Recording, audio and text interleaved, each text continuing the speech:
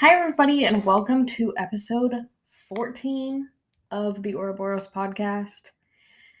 We are moving through the major arcana pretty fast. I say pretty fast, but we've only done like one card a week, But the fact that we are closer to finishing the major arcana than we're past the halfway mark. And that's kind of blowing my mind a little bit. But yeah, I am already starting my plans for season 2 of this podcast. So that'll be interesting. But yeah, more details to come. I would like to say before we start, I did start a new Instagram. I haven't posted anything on it yet, but it is started. So you can look it up. It's Ouroboros_arts. And I'm going to be listing the markets and stuff that I am at throughout the summer and some of the fun little things that I'm going to be involved in. And I guess by the time this comes out, some announcements will be made so I can share. But I'm really excited to be working with Aida from Lady Arkenstone Vintage, and we're putting together a little workshop, which is so exciting. It's something that I've wanted to do for a while. So it's called Readings and Rituals, and it's going to be at the Art House Cafe.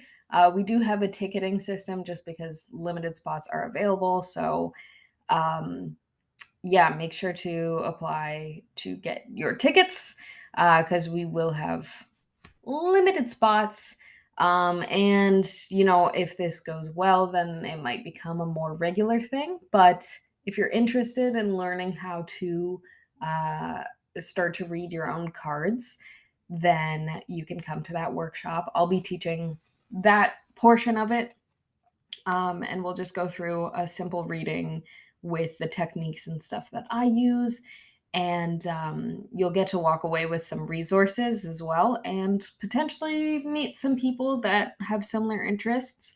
So that's really exciting. Aida's portion is going to be about making little spell jars, which is something they're very talented in. So I'll leave her to explain. And yeah, so you'll get to put those together, and yeah, I'm very excited. So I'll put the information in the description. So if you're interested in signing up for that, you can click the link and check it out. Hopefully there's spots available by the time you view this video.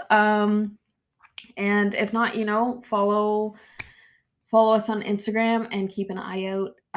Because like I said, if this goes off without a hitch and it's a hit with the people of Ottawa Gatineau, I am very prepared to do more. Yeah. Aside from that, I am really excited to dive back into tattooing. I am still in the midst of taking care of some final details with my studio and just the general tattooing space. But yeah, I want to start working on some designs. But yeah, it all takes time, folks. So all the more reason to keep an eye out. You can also join our newsletter on our website, and you can sign up there and get regular updates about, again, markets, any new stuff. You'll kind of be the first to hear about it in bulk. So very exciting. And yeah, I'm in the works of planning season 2. And I'm really hoping to start bringing on some guests for that. And yeah, I won't say too much because it is still in the plans, but just know that I am working on it. I've gotten a lot of wonderful feedback from people listening, and I really appreciate it. Because I believe it or not, I'm sitting here kind of talking to myself. But it's really interesting to have this like step by step connection with people through a screen. So yeah, I appreciate listeners, watchers, anybody who has even a mild curiosity in tarot or just my blabberings. Thank you. So today is, you're watching this on Sunday, so well, it comes out on Sunday, so April 23rd, which is my birthday. Feel free to wish me happy birthday, or don't. That's perfectly fine. But I, as excited as I am about my birthday, yesterday, April 22nd, is the annual Earth Day, and I'm also a big fan of Earth. Earth's pretty cool. Pretty sick planet. But of course, on Earth Day, really every day, it's kind of important to look at the ways in which you can support Mother Earth, Mother Nature, take care of the planet, and therefore yourself and others in your community. So I wanted to close off today with just some small things that you can do in your day to day that you can either do on Earth Day or every day. Every little bit counts. But yeah, so just some fun little ways that you can be environmentally friendly. So, in honor of Earth Day, I figured we should do a card that kind of relates to it. So we're going to be talking about the Earth card that doesn't exist, the World card, and our world is Earth. If we think about it in terms of like the world being planetary structures, but we'll get into the more abstract terms that represents. So, as per usual, if you're watching on YouTube, you will see beside me an image of the card. So, for anyone listening, we're just gonna quickly go through it. This card's got a lot of details, there's a lot happening here. So, one of the key aspects of imagery in this card is obviously Earth. It's plants. There's elements of water, the sky. I have like a little bit of aurora borealis in the background. But yeah, mostly trees, plants, that kind of thing. And then I have some cutouts of some mountains, which again, just like another like very earthly form.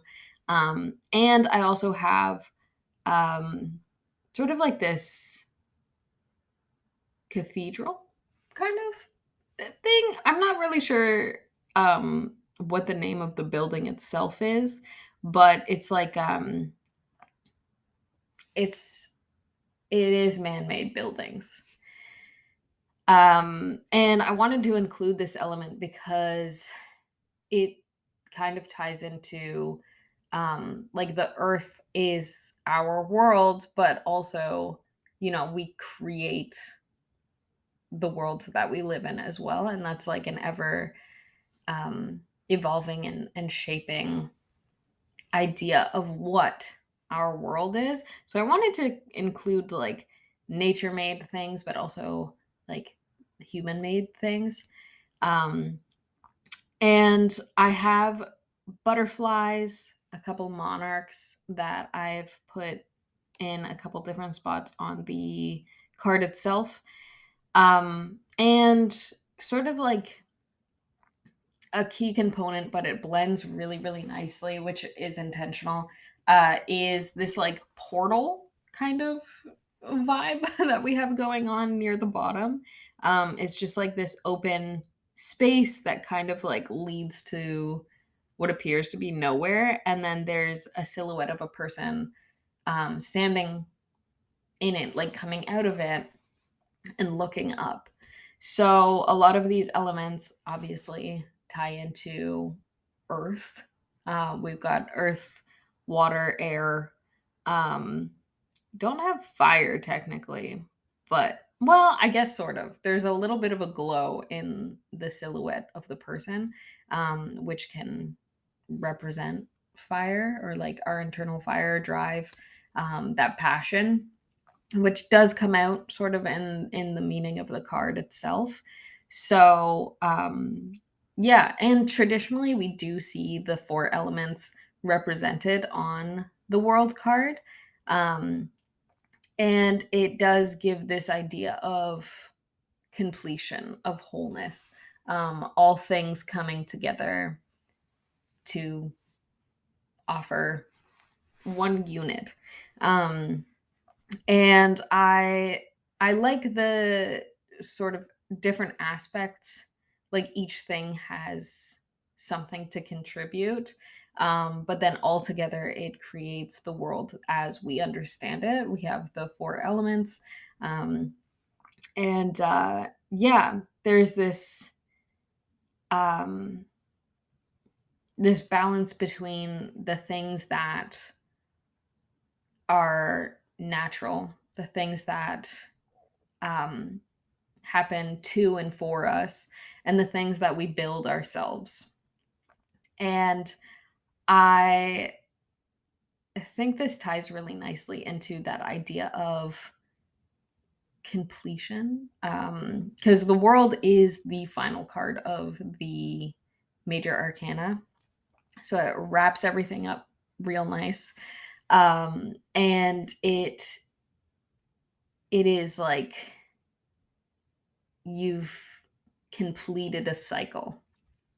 Um, and we talked a lot about, like through previous cards, we talked a lot about plants and specifically flowers and their symbolism of like life cycles and the transient nature of life itself, which is represented through the trial of the tarot, of the major arcana, sort of the journey that the fool goes on that we talked about. Um, with the world card, this symbolizes a lot of um, the work that you have completed. So if we go back to like the magician card, the things that you have been resourceful with, the things that you have set out to do, that like intention and the work that you've put in. But there's also the other side where temperance comes out, and you've understood the ways in which, um, there's some things that you need to work on, and there's other things that you just need to release and let happen. Um, so again, it sort of has that duality of control, things you can control, things you can't control, and knowing um, where to put your power.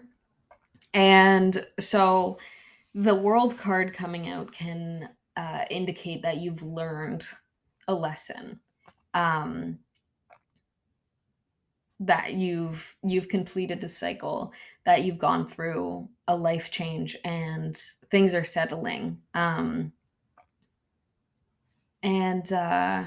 yeah, if the card's in reverse, then there's probably still a little bit to learn. um but like you're close enough to the completion of this thing. With this card in reverse, this isn't to say that you haven't accomplished something externally, but you may feel unfulfilled, and that may be because there's something internally that you need to work on in order to get to that sense of completion, that sense of success for yourself. So that's just something to keep in mind if the card appears in reverse. And of course, as usual, other cards surrounding this one will be able to tell you what aspect you need to focus on in order to have that sense of fulfillment. Um, but the world card, I've seen it interpreted as uh, a possibility for travel as well. And this can be like the idea of physical travel to different parts of the world, or it can be the idea of travel as in like moving forward on something. So it really depends on what you're working towards. And of course, as I mentioned, the cards surrounding it.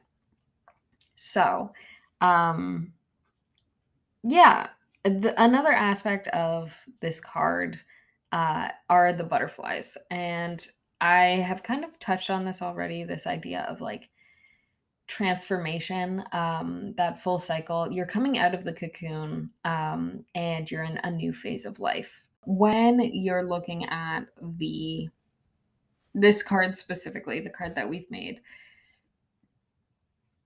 the person in the portal, as I'm going to call it, can be a representation of you and where you're at. And, um, the person is coming through this like liminal space and looking upward. Um, and it can be an idea of like you've reached this milestone, you've broken through the unknown, you've reached a certain level of completion in your journey, but there's still room to grow. You can still go up from here.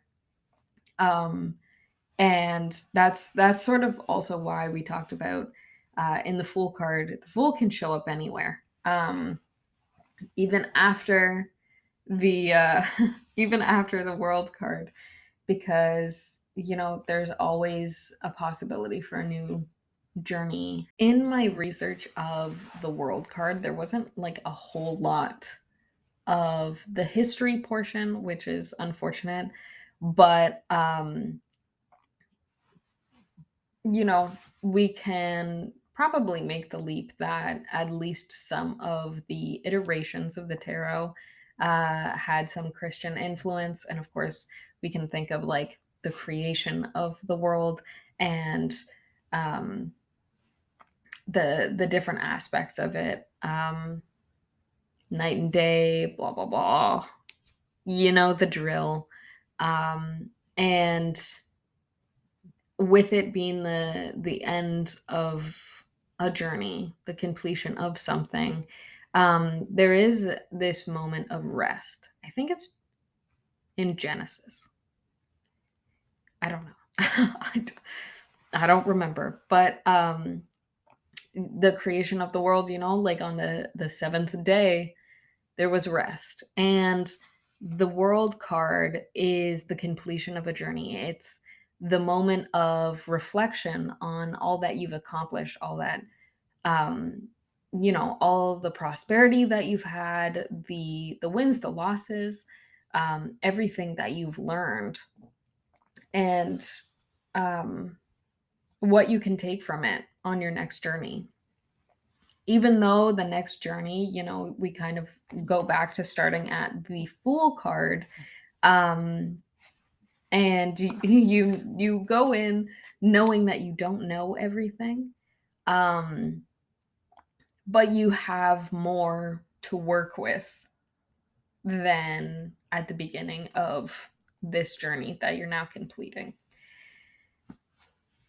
So it sort of starts the cycle all over again. But you have a different toolbox now.